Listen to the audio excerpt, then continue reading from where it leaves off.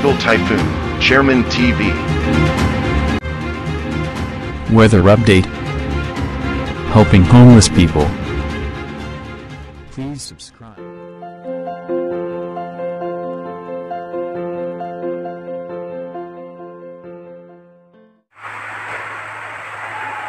Magandang tanghali po. Ito po ang latest update natin para nga po dito sa minomonitor nating low pressure area na ngayon nga po ay isa ng ganap na bagyo. Ito nga pong bagyo na ito ay si bagyong Nika na tinataglay nga po yung lakas na 55 km per hour malapit sa gitna at may pagbugso po yan na aabot ng up to 70 km per hour.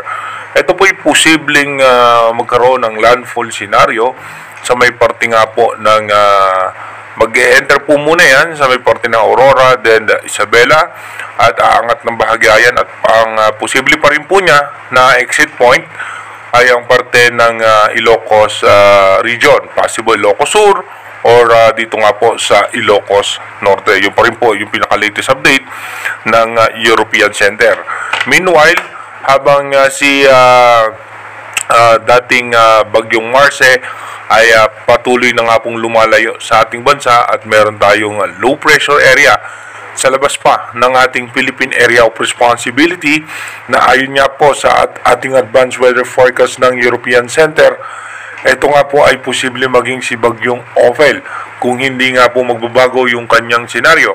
At habang sa labas pa ng ating Philippine Area of Responsibility sa may parte po ng Pacific Ocean, meron pong bagyo pa na ito nga po ay tropical depression, no?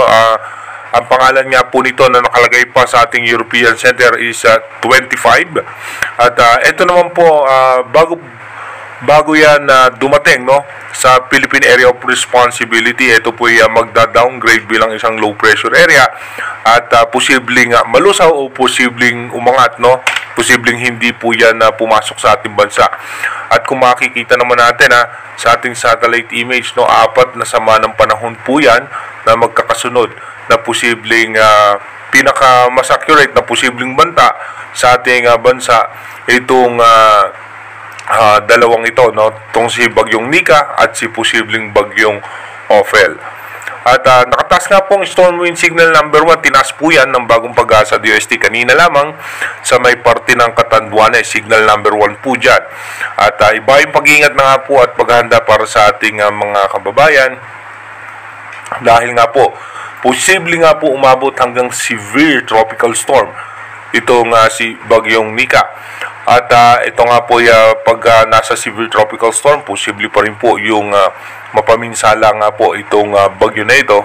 Kaya habang malayo pa lang po, sana po yung mga kababayan natin sa posibleng dadaanan itong si bagyong Nika ay makapag-ready na habang malayo pa itong bagyong ito. Dito po sa forecast track, no, na inilabas ng European Center, possible nga po tatama yan sa may parte ng Aurora. Expected natin by November 11 ng alauna medya ng hapon ang unang landfall scenario niyan. At pagkatapos po niyan, dediretso ng parte ng Isabela at dediretso sa may parte, mag-exit po yan ng parte ng Ilocos Sur or Ilocos Norte. Habang papasok naman ng Philippine Area of Responsibility yung isa pang panibagong bagyo na posibleng si bagyong Ophel, nabanta naman po yan sa parte ng extreme northern Luzon.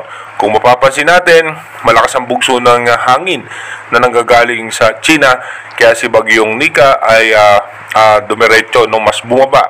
Pero ito nga po, bago dumating si bagyong Ophel ay mawawala, no, o hihina yung bumubugsong hangin na nanggagaling sa China, kaya nga po mas aangat si bagyong Ophel.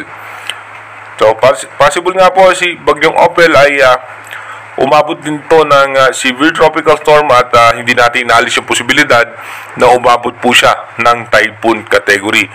At possible nga po didikit yan sa may parte ng Santa Ana, Cagayan bilang isang typhoon by Friday po yan, November 15. ng sa pagitan po ng alas 2 ng hapon at ng alauna ng hapon. At posible nga po dito, hindi natin rule out yung posibilidad ng landfall scenarios saan man sa mga isla natin dito sa extreme northern Luzon.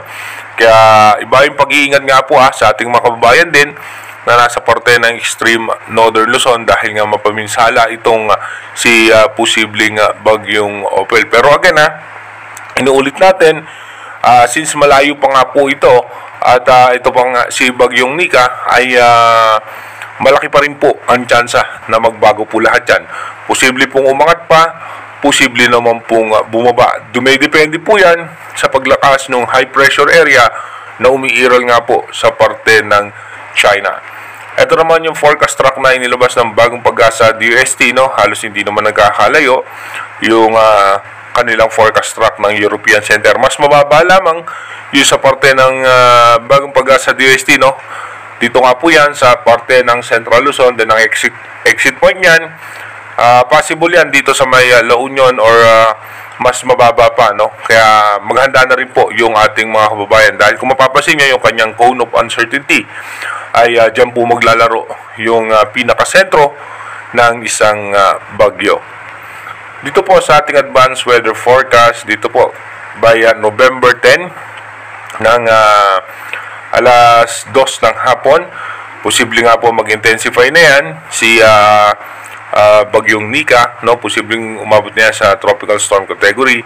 At pagdating po ng November 11, ito na nga po yung sinasabi natin, possible entering niya po yan sa may parte ng Aurora at posibleng maglandfall po yan dyan at dito nga po sa parte ng Isabela. At habang patuloy nga po, no, na i-increase yung lakas ng low pressure area sa labas ng Philippine Area of Responsibility bago pumasok yan ng ating bansa, isa na yung ganap na bagyo. By November 12, so possible nga po, November 11 hanggang November 12, tatawirin nga po niya itong parte ng Central pa Northern Luzon at lalabas po yan sa parte ng Ilocos region. Habang nakapasok na yung panibagong sama ng panahon o si bagyong Opel dito nga sa ating PAR. By November 13, asahan nga po natin mas lalakas pa itong si possible bagyong Opel. Pagdating naman po ng November 14, ito nga po ay nasa eastern section na ng Isabela. At by November 15, asahan na nga po natin na ito nga po ay mamiminsala na sa parte nga po ng extreme northern Luzon. Kung mapapansin nyo nga po humina yung hangin na bumubugso dito sa parte ng China kaya mas umangat, no, itong si bagyong Opel. Kasi kung mapapansin natin, balikan natin si bagyong Nika, mapapansin nyo malakas nga po itong pagbugso ng hangin na nanggagaling sa parte ng China kaya nga po mas mababa yung kanyang direksyon. Pero again inuulit natin, malaki pa rin po ang tsansa na magbago lahat ng ating nakikita sa ating advanced prediction. Kaya manatili tayong tumutok sa ating advanced weather forecast para malaman natin kung ano pa nga ba yung mga posibleng senaryo nitong dalawang posibleng sama ng panahon na muling makakaapekto sa ating bansa. Mag-iingat po tayo palagi. God bless po sa ating lahat.